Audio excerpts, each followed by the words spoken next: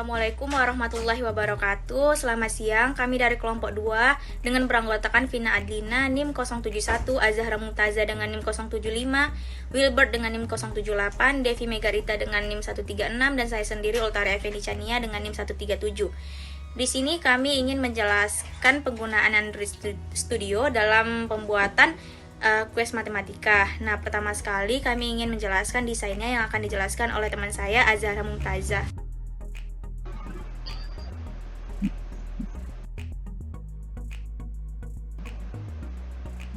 Oke, baik. Sekarang saya akan menjelaskan bagian dari desainnya. Nah, di sini ada desain yang pertama.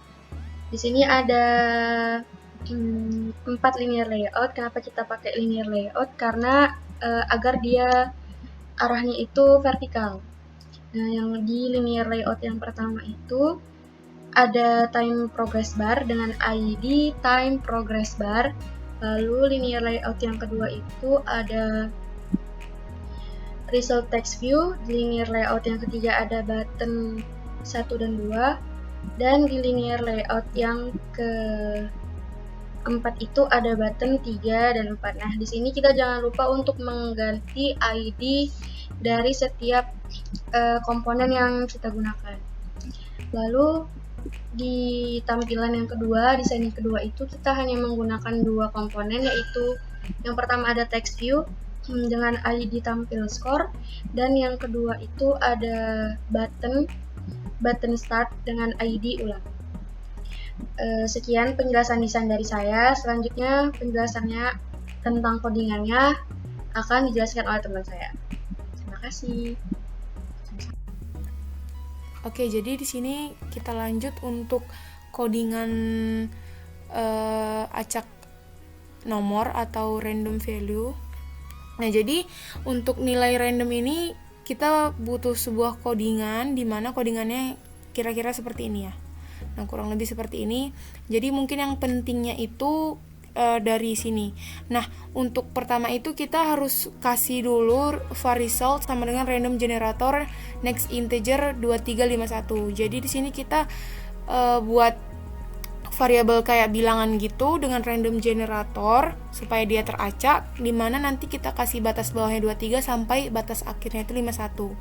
Selanjutnya var first correct value-nya itu random generator juga, terus dengan nilai 9 sama nilai dari bilangan dibagi 2. Ini untuk batas bilangan. Terus untuk var second correct value-nya itu batas bilangannya itu result dikurang first correct value. Oke, nah selanjutnya ini yang paling penting untuk acak bilangan.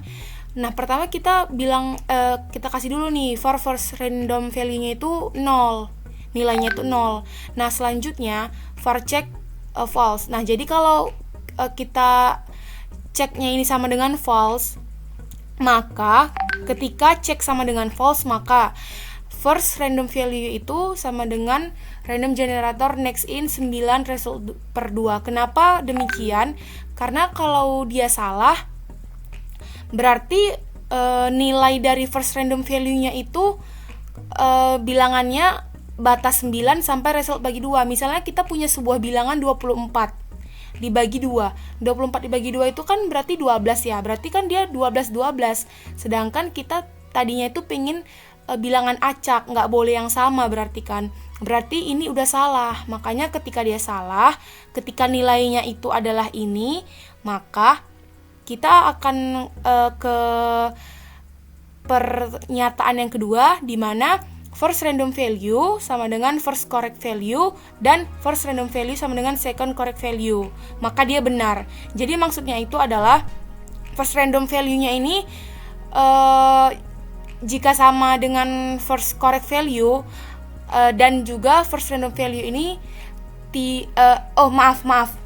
jadi jika first random value itu tidak sama dengan first correct value dan first random value itu tidak sama dengan second correct value. Jadi karena kita kan intinya itu ingin mencari bilangan acak ya, berarti bilangan yang tidak sama gitu, bilangan random yang tidak boleh sama dengan bilangan yang manapun. Karena kan di sini kan konsepnya kita punya 4 bilangan, di mana 4 bilangan ini nggak boleh ada yang sama. Jadi makanya ketika kita masukkan first random value itu kita nggak boleh sama dengan first correct value-nya. Jadi di sini dia bakal mengecek nanti. Maka ketika nanti dia benar, maka cek true. Setelah itu dia akan jalankan perintah yang tadi. Pokoknya di sini ini codingan ini untuk ngasih tahu si program bahwasanya bilangan kita itu nggak boleh ada yang sama. Oke, mungkin itu aja dari penjelasan untuk random value-nya. Sekian, terima kasih. Oke, selanjutnya saya akan menjelaskan timer yang ada pada program. Jadi kita akan mendeklarasikan variabel atau value daripada si timer. Ada value 3 value. Yang pertama itu ada value max time in list sama dengan 20.000 L, lalu ada value min time in list sama dengan L, dan value interval in list sama dengan 1000 L. Nah, max time in list ini itu maksimal waktu yang dimiliki, lalu min time minimal waktu, dan interval in list itu adalah jangka waktu yang dimiliki. Lalu kita langsung ke nah, di sini kita mendeklarasikan lagi file intent sama dengan intent di second activity class.java. Nah, ini itu fungsinya untuk memanggil activity baru.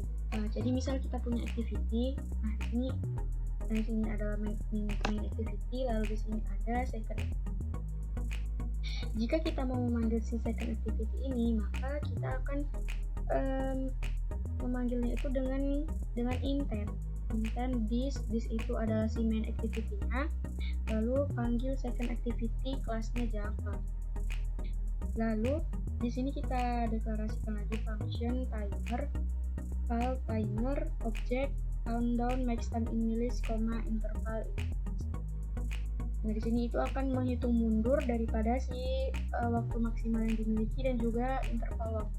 Lalu di sini ada override function on tick, list until finish long. Ini kita akan memanggil si timer progress bar itu dan diisi dengan list until finish per 1000 to integer. Lalu di sini ada function yang kedua yaitu override function on finish. Nah, jika si user itu sudah kehabisan waktu, maka user itu tidak boleh lagi atau mengklik si tombol tersebut. Nah, kita deklarasikan for button in buttons, salah satu button dari banyak button tersebut is enabled dengan false. Maksudnya button itu nggak bisa lagi diklik jika waktunya sudah habis. Lalu functionnya itu kita mulai timer titik start, kita panggil dan kita mulai. Baiklah, di sini saya akan menjelaskan fungsi validation and score. Yang pertama itu di sini ada let init it var result text view. Yang kedua ada let init it var validation text view. Nah, di sini kami menggunakan 3 variabel. Yang pertama ada var first button press yang bernilai false. Yang kedua ada var first value sama dengan 0, dan yang ketiga ada var second value sama dengan 0. Nah, selanjutnya di sini ada function check button. Kita deklarasikan variabel button press-nya sebagai view as button. Lalu kita print.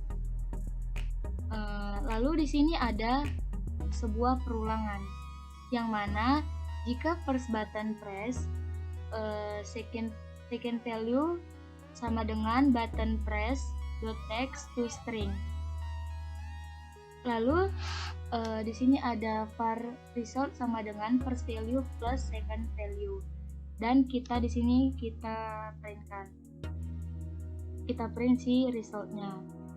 Nah, lalu di sini untuk memvalidasi jawaban benar atau salah, kita deklarasikan lagi variabel answer-nya, di mana variabel answer sama dengan result text view .text.string.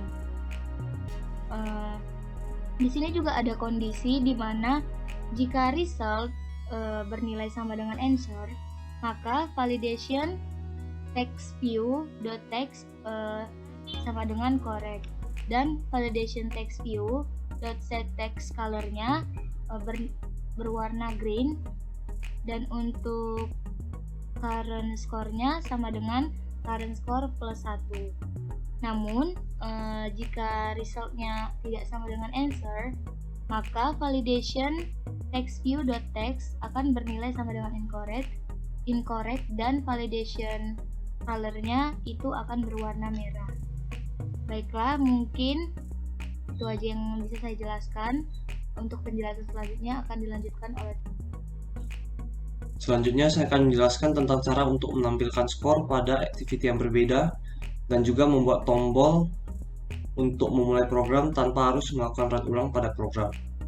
Jadi pertama-tama kita harus membuat activity baru dengan cara klik java.com.example.test, klik kanan, new activity, dan pilih empty activity. Setelah membuat activity kedua, maka akan muncul file XML dan juga Kotlin. Selanjutnya kita akan membuat program bisa berpindah activity dengan menggunakan intent. Di sini kita mendeklarasikan value intent di bawah generate question.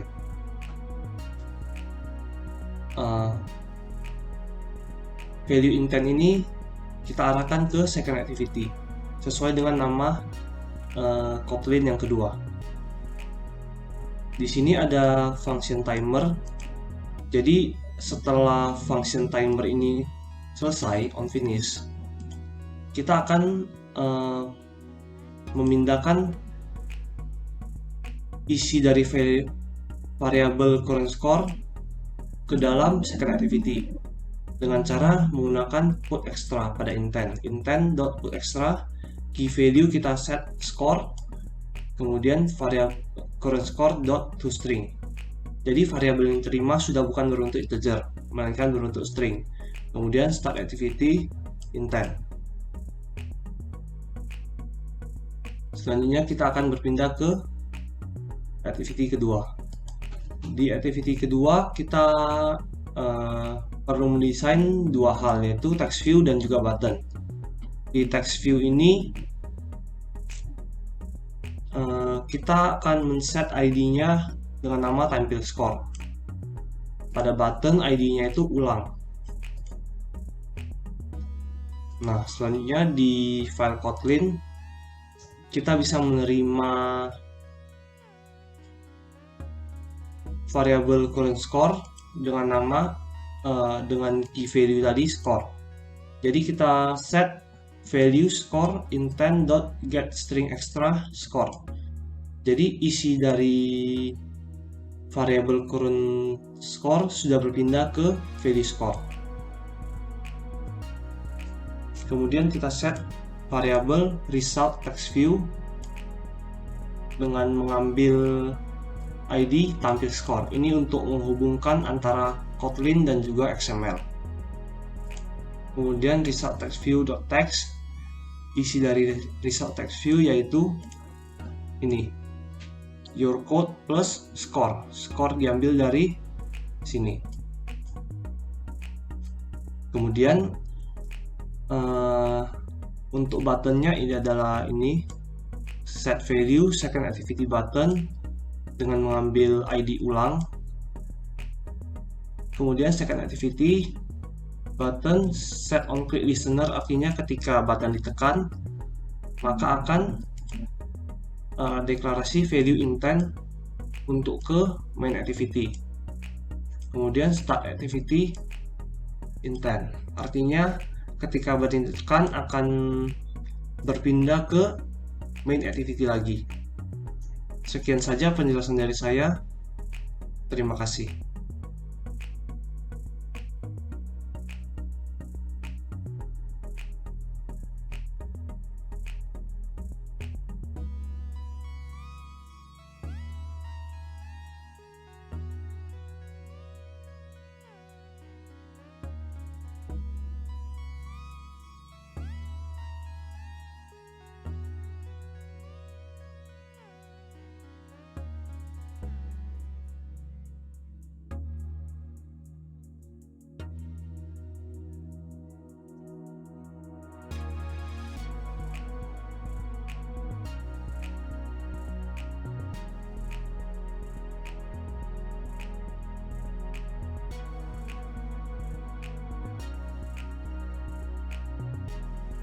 Sekian itu penjelasan dari kelompok 2. Jika ada salah kata kami mohon maaf dan terima kasih atas perhatiannya. Assalamualaikum warahmatullahi wabarakatuh. Terima kasih.